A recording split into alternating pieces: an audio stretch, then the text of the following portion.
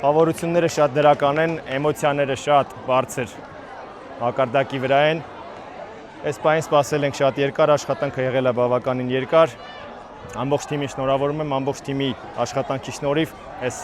բարձրունքին մենք հասել ենք։